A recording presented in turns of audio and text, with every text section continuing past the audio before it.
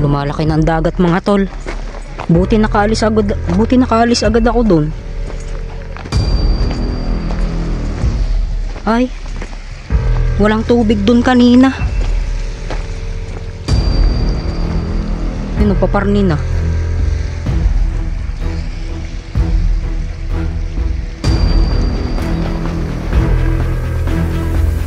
Sabi na.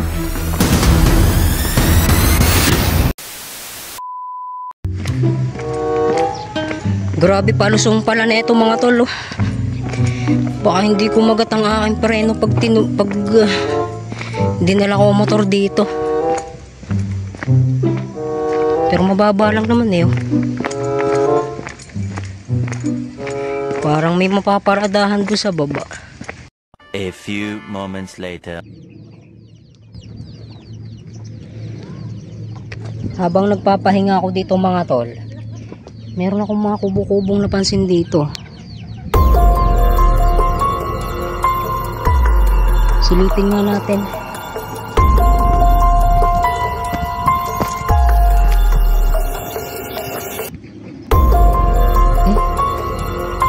Maganda.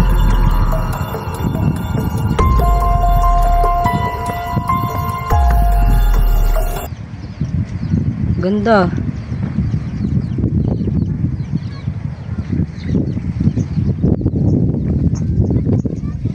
Grabe mga tol. Hindi kasi maganda din ang pakiramdam ko ngayon.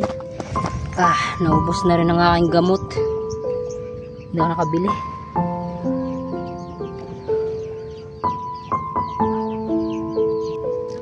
Grabe, ang ganda dito.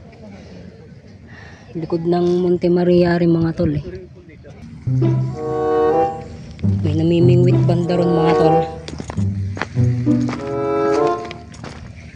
Gusto ko lang din exploring to. So tuloy ko rin video mga tol pag nandun na ako. Grabe, nangangalhati pa lang ako mga tol. Ang layo nung aking pinanggalingan. Dun sa dulo.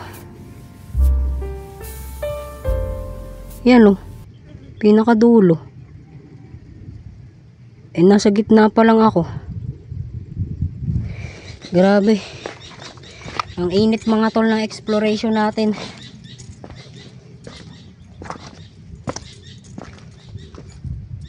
Ang layo pala nito. Oh.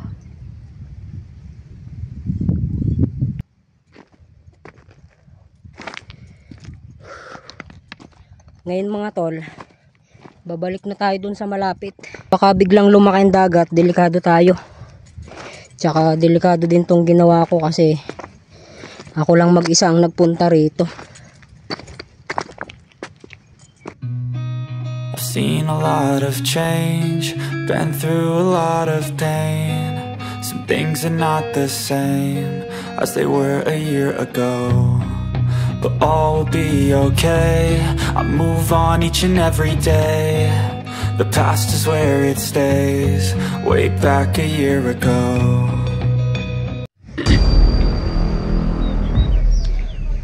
Lumalaki na ang dagat mga tol. Buti nakaalis agad ako dun.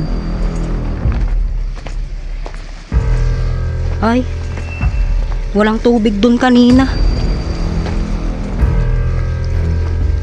Ano, paparni na.